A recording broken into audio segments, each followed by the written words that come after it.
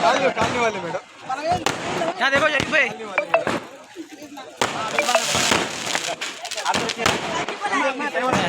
कहाँ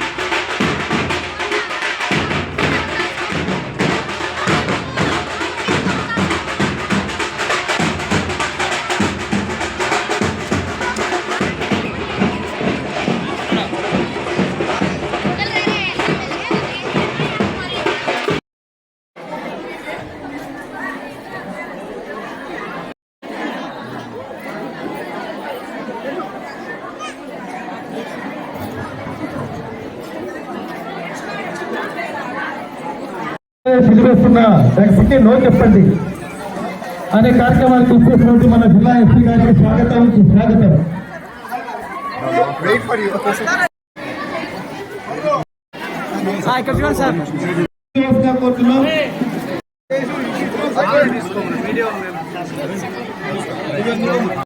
civil rights day సందర్భంగా మన శ్రీ సత్యసాయి జిల్లా సంబంధించిన మన సోపటం పోలీస్ ఎస్పీ గారు మేడం గారు వచ్చినందుకు మన డివిజన్ తరఫున అందరూ కూడా స్వాగతం తెలుపుతూ ఆమెకి ధన్యవాదాలు తెలియజేస్తున్నాం.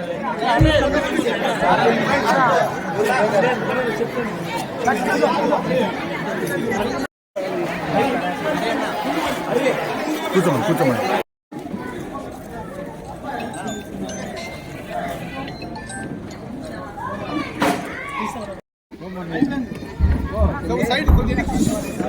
సుశీల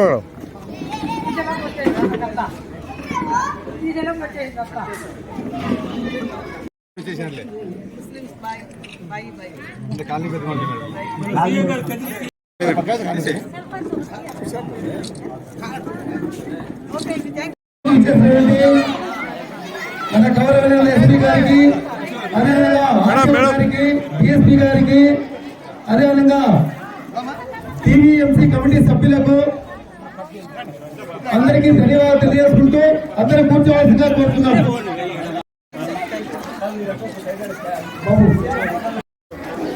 ఈరోజు గౌరవనీయులు ఎస్పీ మేడం గారు సివిల్ రైట్స్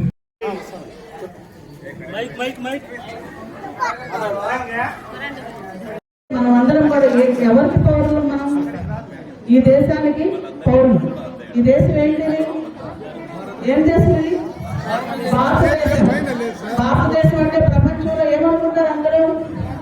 భారతదేశం అంటే ప్రపంచంలో అందరూ రకరకాల భాషలు, ప్రజలు, ప్రాంతాలు, మతాలు, కులాలు అన్నీ కలిసి ఎన్నో సంవత్సరాల నుండి ఏకదేశంగా కొనసాగుతున్న పెద్ద ప్రజాస్వామ్య దేశం అని అందరూ అనుకుంటారు ప్రపంచంలో.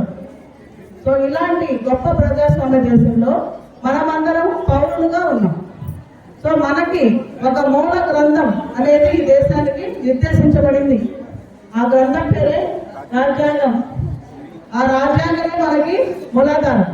మన పరిపాలనకు కానీ, మనం ఈ రోజుల్లో కూర్చుని మాట్లాడడానికి కానీ, మన అడ్మినిస్ట్రేషన్కి కానీ, ఈ స్కూల్ బిల్డింగ్ కట్టారు.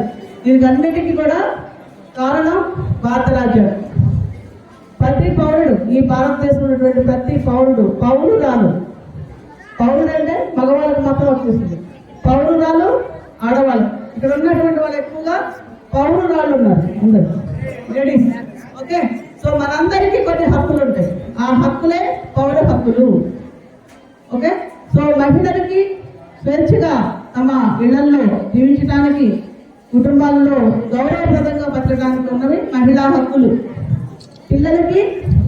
పిల్లల్ని ఎవరు ఖరాబ్ చేయకుండా ఒక పిల్లవాడు 14 సంవత్సరాలు వచ్చే వరకు నిర్బంధ ఉచిత విద్య కొనసాగించడం, ఆ పిల్లవాడికి ఉన్నటువంటి హక్కులు, అమ్మాయికి ఉన్నటువంటి హక్కులు వాళ్ళకు ఉంటాయి. అది చిన్నపిల్ల హక్కులు, చైల్డ్ రైట్స్. పెద్దవాళ్ళకి, వృద్ధులకి వృద్ధులకి వాళ్ళకి స్వేచ్ఛగా జీవించాలి, వాళ్ళు ఎవరు ఎలా చేయకూడదు, దానికోసం ఒక యాక్ట్ వచ్చింది, సిటిజన్ రైట్స్ యాక్ట్. సో అది వృద్ధులకు హక్కులు. అలాగే మైనారిటీ హక్కులు, మైనారిటీస్ ఎవరైతే ఈ దేశంలో వివిధ మతాలు ఆచరిస్తూ మైనారిటీలుగా ఉన్నారు, అంటే తక్కువ సంఖ్యలో ఉన్నారు, వారందరికీ ఉన్న హక్కులు మైనారిటీ హక్కులు. అలాగే ఈ సమాజంలో ఎప్పటి నుండో వివక్షకు గురవుతూ సమాజంలో రకరకాలటువంటి అవహేళనలు ఎదుర్కొంటూ మెయిన్ స్ట్రీమ్ సమాజం అంటే అందరితో పాటు సమానంగా సమాజంలో ఎదగాల్సిన అవకాశం ఉన్నప్పటికీ అంత అవకాశం లేకుండా వివక్షకు గురవుతున్నటువంటి వాళ్ళందరినీ కూడా, అంటే మార్జినల్ కమ్యూనిటీస్, వెనకబడినటువంటి తరగతులు, వెనకబడినటువంటి కులాలు, వాళ్ళకున్న హక్కులే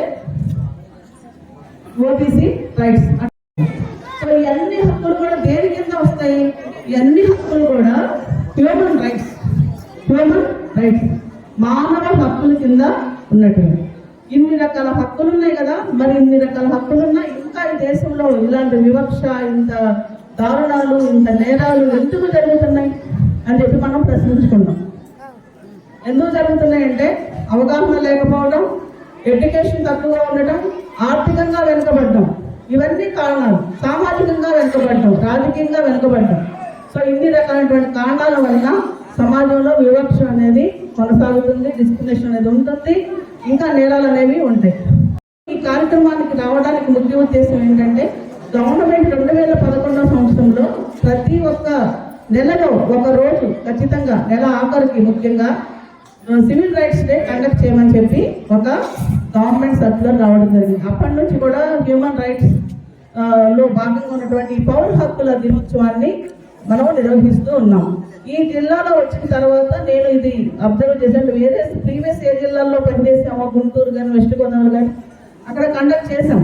కానీ ఇక్కడ ఈ జిల్లాలో ఇది కండక్ట్ చేయట్లేదు అని చెప్పి తెలిసింది. So I have started here పౌర హక్కుల దినోత్సవం. వేరే ప్రాంతాల్లో ఒక తండాకి వెళ్ళాము, ఒక ఎస్సీ కాలనీకి వెళ్ళాము, ఇంకొక ఎస్సీ కాలనీకి వెళ్ళాము. సో ఇప్పుడు మనం కదిరి టౌన్లో ముస్లిం అండ్ హిందూ అందరూ కలిసినటువంటి ప్రాంతానికి వచ్చాం.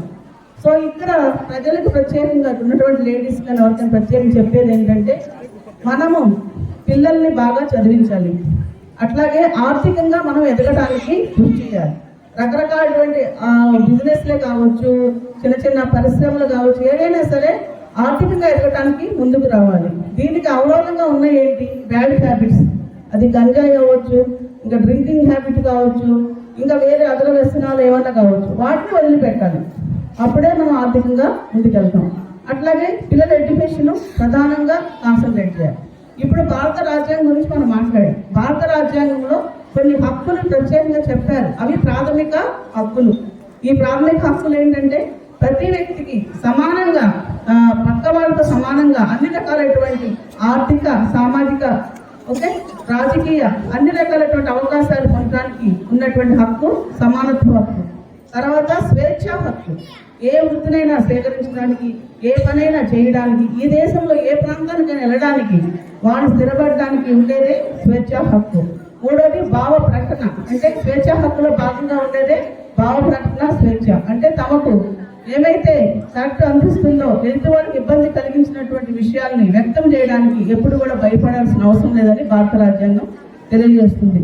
అలాగే కొన్ని అంటే విద్యాపరంగా, సంస్కృతి పరంగా మన మతాన్ని మనం ప్రచారం చేసుకోవడానికి, సంస్కృతి పరంగా పండుగలు చేసుకోవడానికి అన్నిటికీ రకరకాలైనటువంటి హక్కులు నిర్దేశించబడినాయి. అట్లాగే ఆస్తి సమకూర్చుకోవడానికి, తమ ఆస్తిని పెంపొందించుకోవడానికి కూడా హక్కు కల్పించబడింది.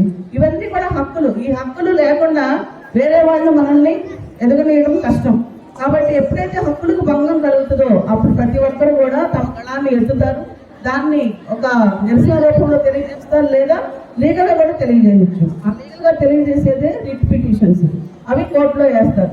సో ఇప్పుడు ఇక్కడ ఉన్నటువంటి ప్రజలకి, ముఖ్యంగా లేడీస్ ఎక్కువగా ఉన్నారు కాబట్టి మీకు తెలియజేసేది ఏంటంటే, ముఖ్యంగా అమ్మాయిలు, మన ఇంట్లో అమ్మాయిలు అబ్బాయిలు ఇద్దరు ఉంటారు కదా, ఉన్నారా?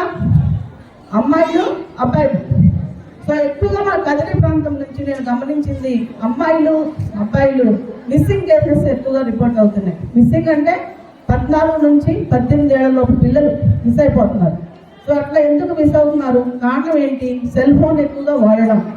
ఓకే, తర్వాత బయట చదువు ఆపేసి తిరగడం, ఇవన్నీ కూడా కారణాలు. అందుకని 14 నుంచి 18 ఏళ్ల వయసులో ఉన్నటువంటి అమ్మాయిలు ఏం చేస్తున్నారు, చదువుకుంటున్నారా, సెల్ ఫోన్ ఎక్కువ వాడుతున్నారా, ఇదన్నీ తల్లిదండ్రులు గమనించుకోవాలి.